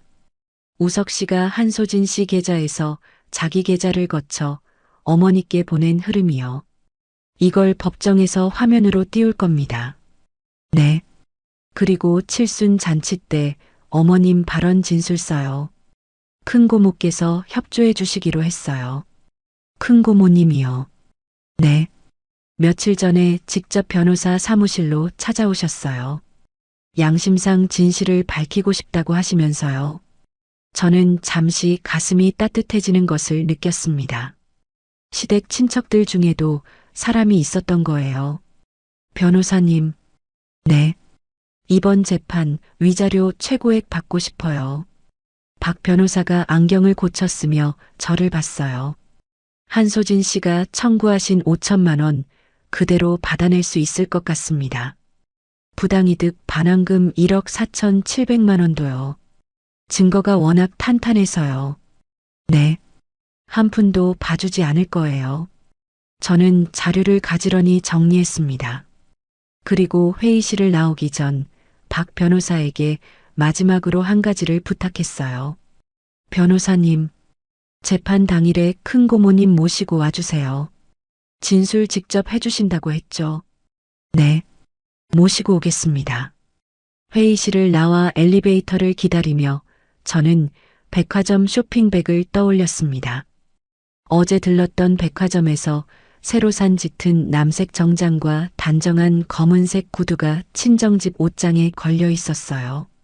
한 번도 입어본 적 없는 색이었습니다. 14개월 동안 늘 회색 옷, 베이지색 옷만 입었던 저였어요. 시댁이 좋아할 것 같은 색깔, 며느리답다고 할 만한 색깔만 골라 입었습니다. 이제는 더 이상 그럴 필요가 없었어요. 엘리베이터 문이 열렸습니다. 저는 가방을 어깨에 메고 한 발 안으로 들어섰어요. 문이 닫히면서 거울에 비친 제 얼굴이 보였습니다. 며칠 사이에 눈빛이 달라져 있었어요. 회사 결산 자료를 들여다보던 그 지친 눈빛이 아니라 이제는 무언가를 똑바로 마주보는 눈빛이었습니다. 이혼 및 손해배상 청구 소송 첫 재판일은 12월 둘째 주 목요일이었어요. 아침 8시 저는 친정집 화장대 앞에 앉아 거울 속에 제 얼굴을 들여다봤습니다. 어머니가 뒤에서 다가와 어깨에 손을 얹으셨어요. 우리 딸 떨리니? 엄마 신기하게 하나도 안 떨려. 그래. 우리 딸이 잘못한 게 없는데 떨릴 게 뭐가 있어. 저는 짙은 남색 정장을 입었어요. 재킷에 단추를 하나씩 채우면서 14개월 동안 매일 아침 회색 정장을 입고 출근하던 시간들이 떠올랐습니다. 오늘은 그 회색이 아니었어요. 구두를 신고 머리를 단정하게 빗어 넘겼습니다. 귀걸이 한 쌍을 골라 끼고 입술에 옅은 색의 립스틱을 발랐어요. 아빠가 거실에서 신문을 접으며 일어나셨습니다. 소진아, 아빠가 법원까지 데려다 줄까? 아니, 아빠. 혼자 가는 게 좋을 것 같아. 그래. 우리 딸이 그렇게 하고 싶다면. 저는 친정집 대문을 나서 차에 올라탔어요. 시동을 걸고 법원까지의 길을 천천히 운전했습니다. 가정법원 앞 주차장에 차를 세웠어요. 오전 10시 5분이었습니다. 재판은 10시 30분에 시작될 예정이었어요. 저는 법원 정문을 향해 천천히 걸었습니다. 계단을 올라 회전문을 통과하자 박 변호사가 미리 와서 저를 기다리고 있었어요. 한소진 씨, 잘 오셨습니다. 네, 변호사님. 법정은 312호입니다. 가시죠. 복도를 따라 걷는데 멀리서 익숙한 목소리가 들렸어요. 저는 잠시 걸음을 멈췄습니다. 복도 끝 의자에 두 사람이 앉아 있었어요. 조순이와 최우석이었습니다. 조순이는 짙은 회색 한복을 입고 있었어요. 사돈 칠순 때 입었던 그 한복은 아니었습니다. 어디서 빌려온 듯한 헐렁하고 색이 바랜 한복이었어요. 최우석은 양복을 입고 있었지만 양복의 어깨선이 헐렁하게 떨어져 있었습니다. 2달 사이에 살이 부쩍 빠진 모양이었어요. 얼굴은 누렇게 떴고 눈밑은 시퍼렇게 가라앉아 있었습니다. 조순이가 저를 발견하고 의자에서 벌떡 일어났어요. 한복 자락이 흔들렸습니다. 소진아, 소진아. 조순이가 저를 향해 달려왔어요. 복도 의자 사이를 비집고 빠르게 다가왔습니다. 박 변호사가 한 걸음 앞으로 나서 저와 조순이 사이에 자리를 잡았어요. 어머님, 진정하세요. 소진아, 며느리야. 조순이가 박 변호사를 비켜 저에게 다가오려 했어요. 주름진 손이 제 손목을 잡으려 했습니다. 저는 한 걸음 뒤로 물러섰어요. 어머님, 저한테 손대지 마세요. 소진아, 늙은 어미가 미쳤다. 진짜 미쳐서 그런 말을 했어. 한 번만 봐줘. 어머님, 무릎이라도 꿇을게. 여기서 무릎을 꿇을게. 조순이가 정말로 복도 바닥에 무릎을 꿇으려 했어요. 지나가던 법원 직원이 깜짝 놀라 멈춰 섰습니다. 저는 한 발짝 더 뒤로 물러섰어요. 어머님, 일어나세요. 보기 흉합니다. 내 부모도 부모인데 내 부모도 부모잖니. 살게 해줘. 살게만 해줘. 저는 조순이의 얼굴을 내려다봤어요. 한복기 사이로 거칠어진 목덜미가 보였습니다. 한 달 사이에 머리카락이 하얗게 새어 있었어요. 저는 잠시 가슴 안쪽이 묵직해지는 것을 느꼈습니다. 하지만 그 무게는 곧 사라졌어요. 저는 조순이를 지나쳐 법정 문 쪽으로 걸음을 옮겼습니다. 최우석이 그제야 의자에서 일어나 따라왔어요. 여보, 한 번만 이야기하자. 여보가 아닌데. 저는 멈춰 서지 않고 답했습니다. 여보, 내가 다 잘못했어. 내가 다 갚을게. 갚는 거랑 이혼이랑은 별개야. 법정 문 앞에서 박 변호사가 문을 열어줬어요. 저는 안으로 들어갔습니다. 조순이와 최우석은 따라 들어오지 못했어요.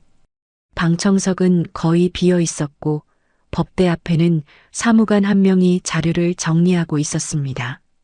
10시 30분 판사가 입정했어요. 50대 중반의 여성 판사였습니다. 저는 원고석에 앉았고 박 변호사가 제 옆에 앉았어요.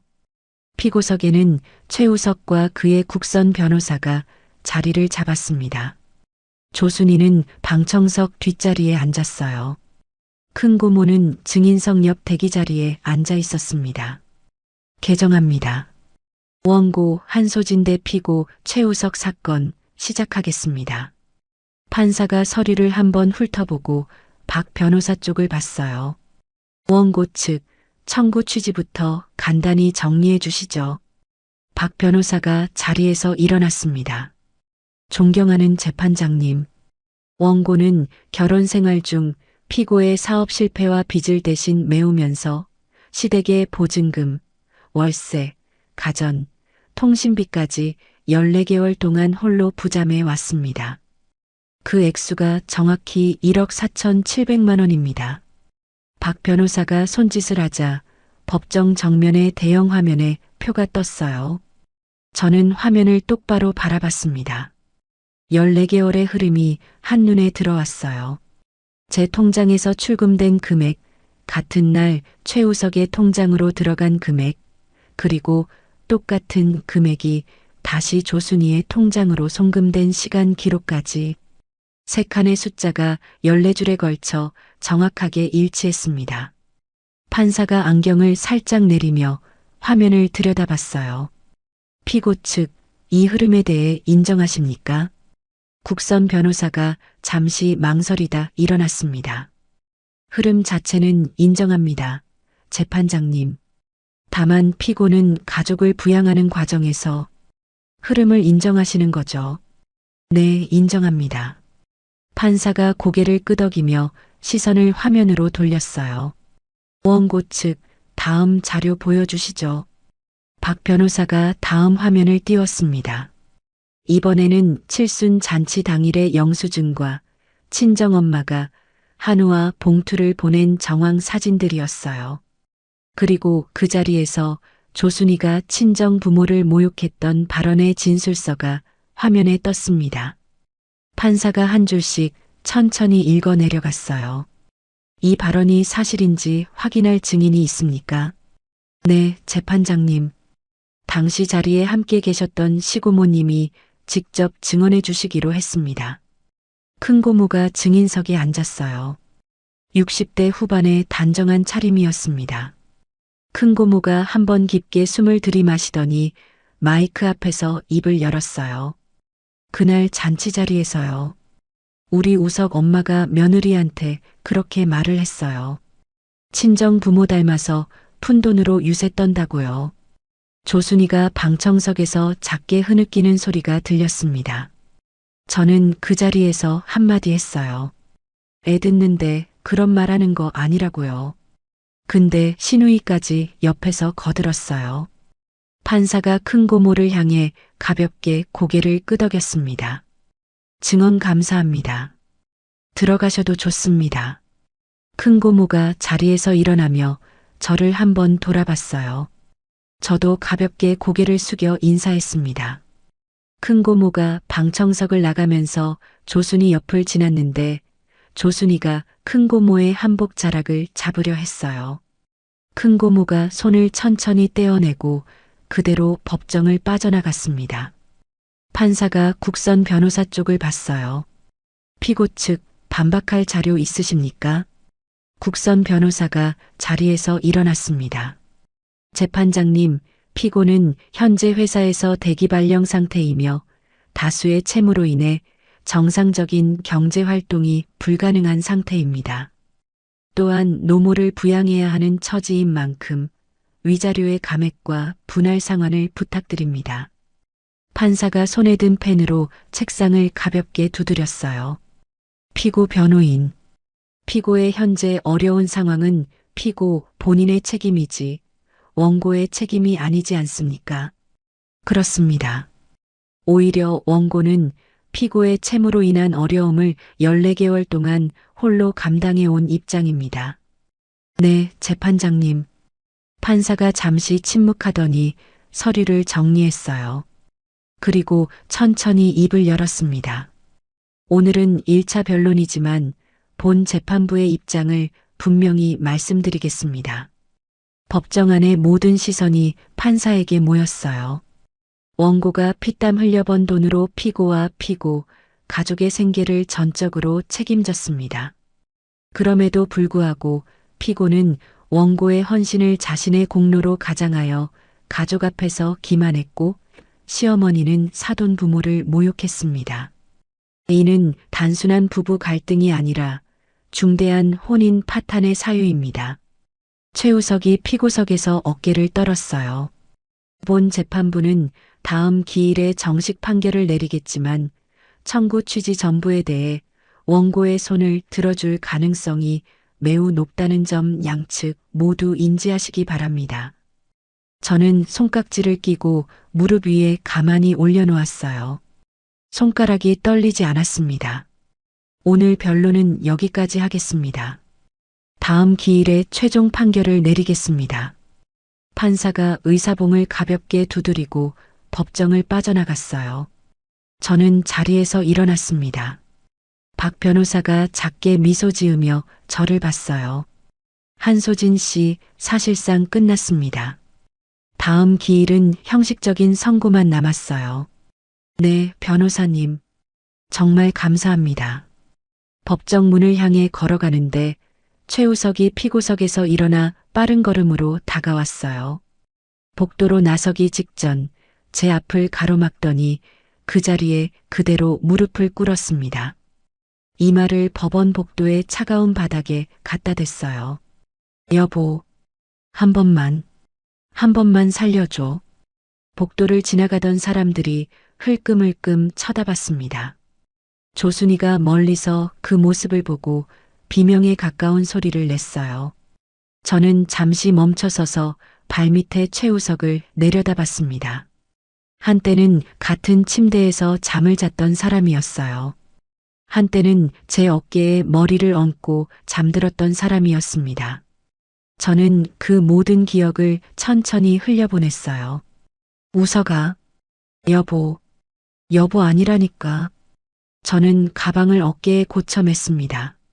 내 어머니가 그렇게 비웃었던 내 푼돈, 평생 구걸하면서 갚아. 최우석이 고개를 들었어요. 저는 그 얼굴을 한 번 더 내려다보고 옆으로 비켜서서 복도를 걸어 나갔습니다.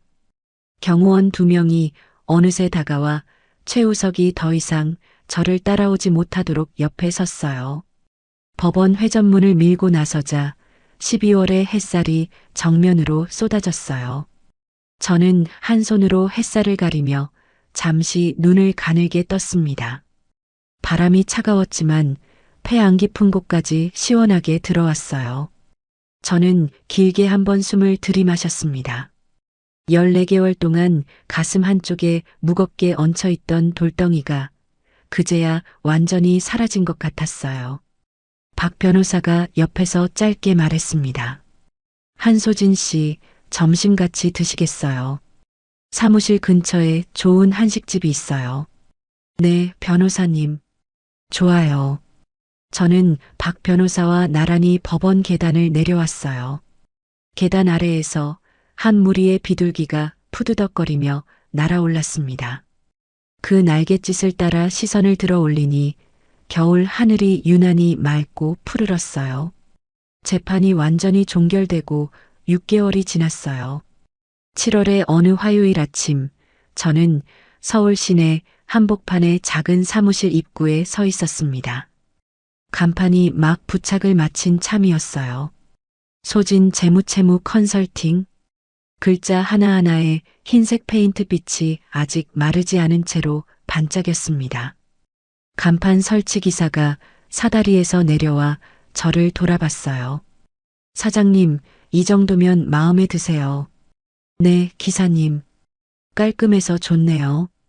사장님 함자가 곧 회사 이름이네요. 네.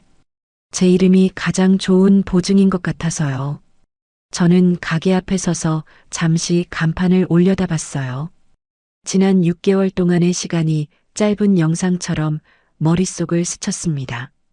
재판은 변호사가 예상한 대로 끝났어요. 판사는 청구 취지 전부를 인용했습니다. 위자료 5천만 원, 부당이득 반환금 1억 4,700만 원, 그리고 소송 비용 전액 최우석 부담. 판결문이 낭독되는 동안 최우석은 피고석에 앉아 어깨를 떨고 있었어요. 조순이는 방청석에서 두 손으로 얼굴을 가리고 있었습니다. 저는 그 자리에서 단 한 번도 그쪽을 돌아보지 않았어요. 판결 후 일주일이 지나 최우석은 결국 개인 파산을 신청했습니다. 회사에서는 징계위원회 끝에 권고사직 처리가 되었어요. 9년을 다녔던 회사에서 그렇게 짐을 싸고 나오게 됐죠. 박 변호사가 우석의 퇴직금을 가압류해 둔 덕분에 그 돈은 고스란히 제 계좌로 들어왔습니다. 저는 그 돈을 모두 제 친정엄마 명의의 통장에 넣어두었어요. 엄마가 평생 시장 바닥에서 모으셨던 돈보다 훨씬 큰 금액이었습니다. 조순이는 빌라에서 쫓겨난 뒤 한 달 가까이 찜질방을 전전했다고 들었어요. 지방에서 국밥집을 하는 먼 친척 한 분이 결국 조순이를 받아주셨습니다. 그 집 주방 참모로 들어갔어요. 새벽 5시에 일어나 배추를 절이고 콩나물을 다듬고 국물을 우려내는 일이었습니다. 월급은 90만 원이라고 했어요. 그 90만 원의 절반이 매달 최우석의 사채 빚 독촉을 막는 데 쓰인다고 했습니다. 조순이가 거실 소파에 비스듬히 누워 며느리를 부르던 시절은 끝났어요. 이제는 본인이 종일 허리를 굽히고 일하는 신세가 됐습니다.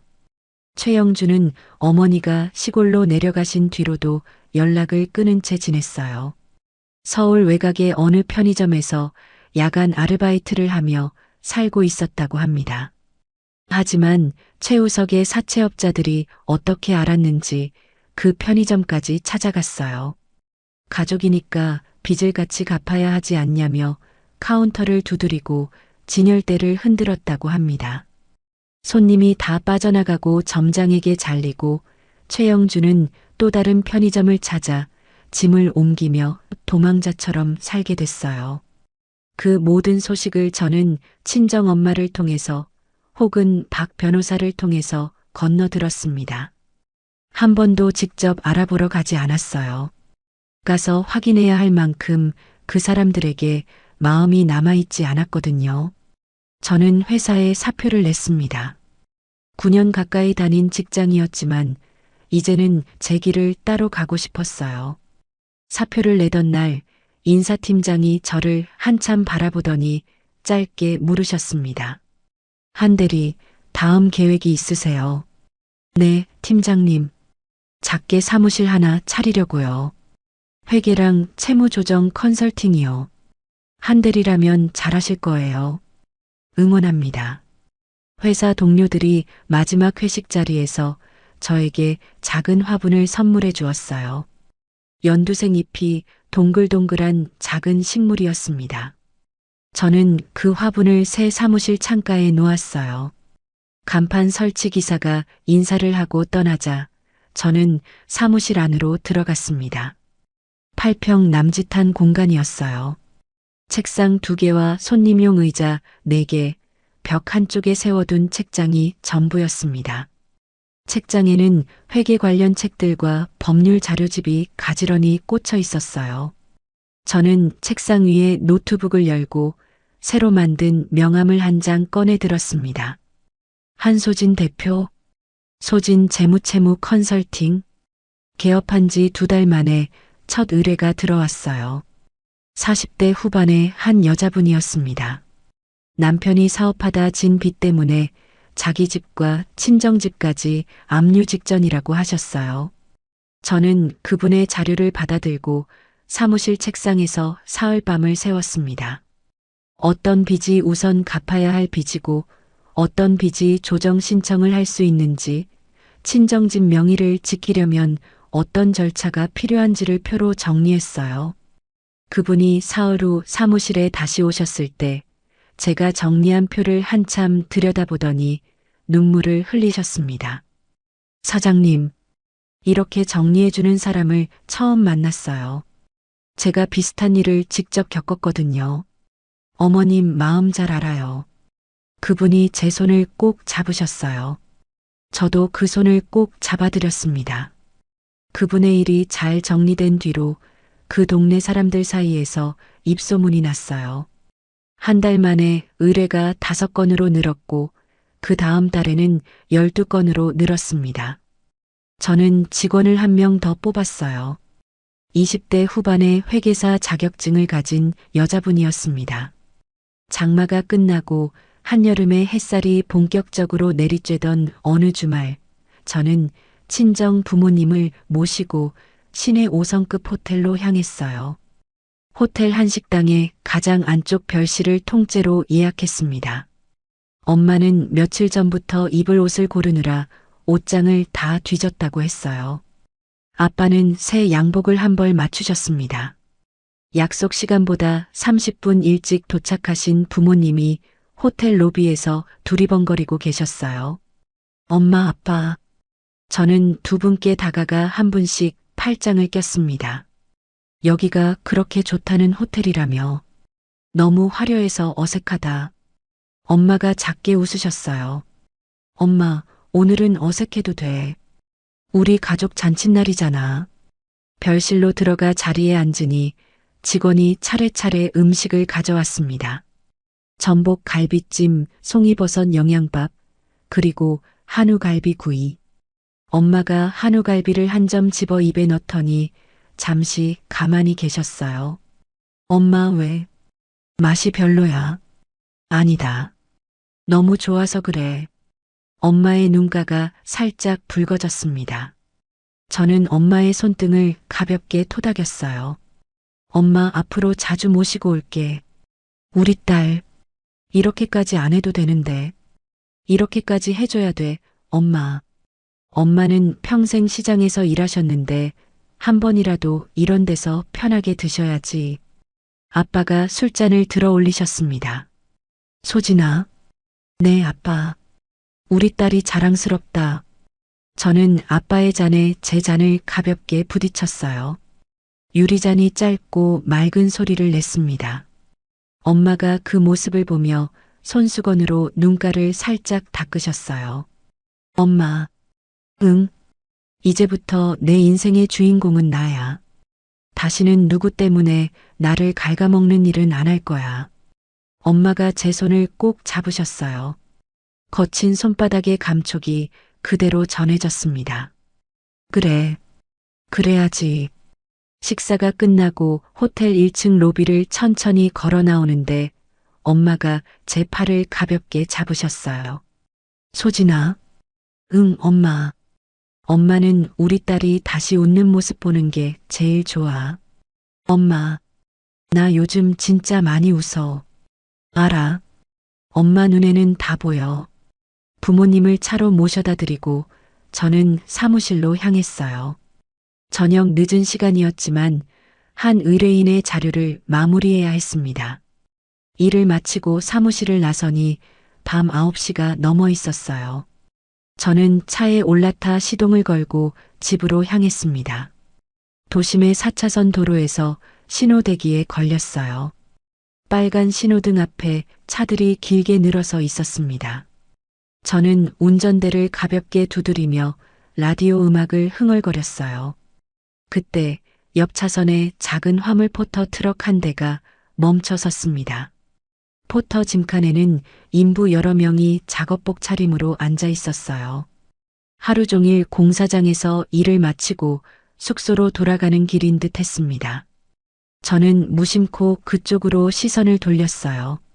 짐칸 가장자리에 한 남자가 안전모를 무릎 위에 올려놓고 앉아 있었습니다. 얼굴이 흙먼지로 거무스름했고 양볼은 움푹 들어가 있었어요. 눈빛은 텅 비어 있었습니다. 저는 그 옆 얼굴을 한참 들여다봤어요. 최우석이었습니다. 작업복이 헐렁하게 어깨에 걸쳐 있었어요. 양손에는 절개된 상처처럼 거친 굳은 살이 박여 있었습니다. 저는 운전대를 쥔 손에 잠시 힘이 들어가는 것을 느꼈어요. 그러나 그 힘도 곧 풀렸습니다. 최우석은 제 차를 보지 못했어요. 시선이 한참 먼 어딘가에 머물러 있었습니다. 삶의 무게에 짓눌려 더 이상 어떤 것도 보려 하지 않는 눈빛이었어요. 저는 잠시 그 얼굴을 더 들여다보다가 천천히 시선을 거두었습니다. 한때 같은 식탁에 앉아 밥을 먹었던 사람, 한때 같은 침대에서 잠을 잤던 사람, 한때 제 어머니의 한우 선물을 자기 이름으로 둔갑시켰던 사람. 그 모든 기억이 짧게 스쳐 지나갔지만 가슴은 떨리지 않았어요. 미움도 동정도 그리움도 남아있지 않았습니다. 그저 모르는 사람이 옆 차선 짐칸에 앉아 있는 것과 다르지 않았어요. 신호가 노란불에서 초록불로 바뀌었습니다. 포터 트럭이 매연을 한 줄기 뿜으며 천천히 출발했어요. 저도 가볍게 엑셀러레이터를 밟았습니다. 제 차는 부드럽게 미끄러져 나갔어요. 사이드미러 너머로 포터 트럭이 다른 차선으로 빠지면서 점점 멀어졌습니다. 저는 더 이상 그쪽을 돌아보지 않았어요. 라디오에서 익숙한 멜로디의 발라드가 흘러나왔습니다. 저는 작게 따라 흥얼거렸어요. 앞 유리 너머로 도심의 야경이 길게 펼쳐졌습니다. 신호등의 빨간 불, 초록, 불이 일정한 박자로 깜빡이고 있었어요. 간판의 불빛들은 빌딩과 빌딩 사이에서 다채로운 색으로 빛났습니다. 차창을 살짝 내리니 한여름의 밤바람이 부드럽게 들어왔어요. 바람이 머리카락을 살짝 흐트렸지만 저는 그대로 두었습니다. 14개월 동안 한 번도 마음 편히 느껴보지 못했던 바람이었어요. 저는 운전대를 두 손으로 가볍게 잡고 길고 조용히 한 번 숨을 들이마셨습니다. 사무실로 돌아갈 때와는 다른 길로 도심의 큰 길을 따라 한참을 더 달렸어요. 서두를 이유가 없었습니다. 이제 저를 기다리는 누군가의 짜증도 시댁의 호출도 카드 결제일의 압박도 없었거든요.